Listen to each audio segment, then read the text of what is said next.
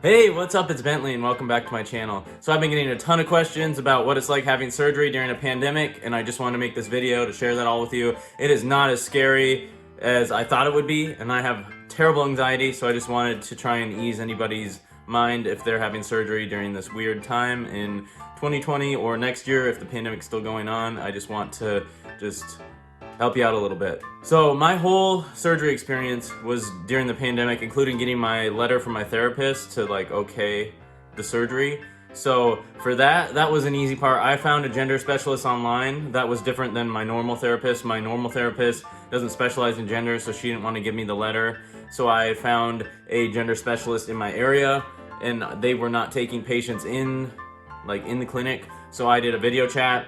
I think it was an hour video chat. She said it could be up to 3 sessions, but she said within the first 30 minutes she knew that she could sign the letter for me because I was I need this surgery really fucking bad. So she gave me the letter, one video chat. I think it was like $150, but it was all safe from my home. No going out, no masking up, anything, just right on my couch. She gave me the letter, she emailed it over, and then I had it printed at FedEx for 15 cents. So my consult, that was in person. That's in Scottsdale, Arizona at the Meltzer Clinic. I went with Dr. Lay.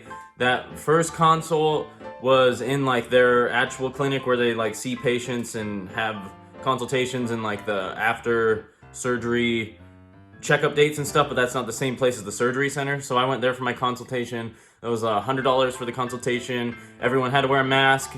All the staff had masks. And then to get into the building, they do the temperature reader on your head, which I know isn't 100%, but they took all the precautions that they could as far as the virus goes. Everybody was masked, and that was the rule. The waiting room, I think, had seats for 2 or 3.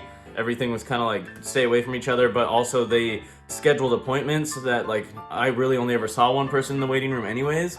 So I felt really safe going in there. So yeah, that was my consult. Scheduling the surgery was also in the same room. It was just in a separate room, but the lady in there was also masked up, and I felt super safe the whole time. So yeah, as far as the actual surgery day goes, I went to the clinic where they do the consultations and everything first for my pre-op appointment. Everyone's masked, they do the temperature reading. But for the actual surgery, I had to go to the surgery center 3 days before my surgery and drive up. If you see my top surgery video, I'll link it down below. I show a video of there getting my COVID test. So basically they have you go 3 days before, you drive up, you do your COVID test in your car. So everyone has a mask on, and then they're remove your mask. They swab your nose, and then you're on your way.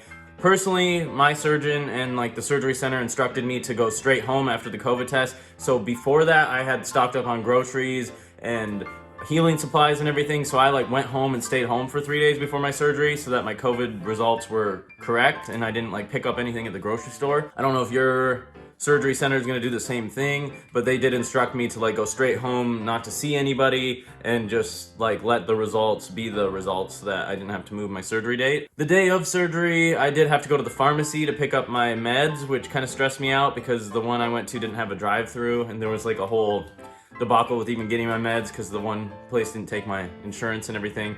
But so I did have to go into a CVS to get my medication. It wasn't the end of the world. After that, I went into the surgery center, and same thing at the surgery center. They test your temperature, even though they knew that I was COVID free because they let me have the surgery. But so you go back into the surgery room. At my center, I was not allowed to bring anybody with me, so I brought a toy bunny.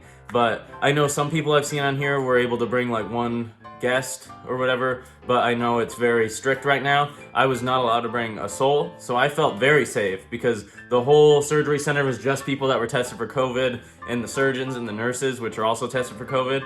So as much as I kind of wish I had a friend or someone there with me, I was relieved that there wasn't just a bunch of random people in and out spreading germs. So I felt super safe as far as getting COVID in the actual surgery center. I also noticed all the nurses and doctors and surgeons and everything had to go in through the same entrance as we did, and they all had to answer the questions and do the temperature read at the same door. So there was no weird stuff, but also the surgeons and anesthesiologists and everything got tested, I think, daily for COVID. So I just felt really safe. As far as in the pre-op room, I was in a surgery center where there was just fake walls with curtains. So everybody was in their little curtain area. Everybody had to wear a mask. We were instructed to not take them off at all the whole time. They were even when you're changing and stuff, do not take off your mask for anything. And then as I was being rolled into the OR, that's when they took off my mask for me and they like put it in my bag or something, and then I passed out and I woke up and I'm pretty sure my mask was already on, but I was in like the post-op surgery room and I think they either put my mask on or maybe I had the oxygen mask on. I don't really remember, but I was the only one in the post-op room. So I remember when the nurse was rolling me out, when my friend picked me up, she told me I could take off my mask because she said no one else was down there. Yeah, so to sum it up, at my surgery center, my experience, I went to the Greenbaum Surgical Center in Scottsdale. Everybody had to wear masks the whole time. We were not allowed to bring guests in. So if you're worried about not being able to have a friend with you to support you, I would maybe ask before you schedule the appointment, because they didn't really tell me when I scheduled, I don't think. But I was like fine with doing it by myself. I just really wanted the surgery. But I know some people need that support there for them. So just ask if you're allowed to bring a guest or not. I felt very safe overall. I think the surgery center and Dr. Lay from Meltzer Clinic handled everything really well as far as the pandemic goes. I didn't get sick. I didn't get sick up at any of my checkups. I had to go back for the day after, 7 days after, a month after, and I just did my 3-month, and I was fine all the times. They still do the same thing. You have to wear the mask, they do your temperature, and I think they are handling the pandemic very well. So yeah, I think I'm gonna leave the video here. So if you have any questions about your specific surgery, just hit up your surgeon beforehand, and I'm sure they'll be more than happy to answer all the questions for you. If you have any questions for me, you can leave them in the comments. If you like this video, please subscribe. Find me on Instagram and Twitter at @TheBendyBoo. You can check out my merch. Look at that little testosterone logo. Got this cute little Star Buddy hat. I have merch for sale. If you want to support a small trans-owned business, it is Bent FT Merch on Instagram, and that'll link you to my Etsy store. I'll also leave it down below. Thank you for watching this video, and enjoy the rest of your day. Peace.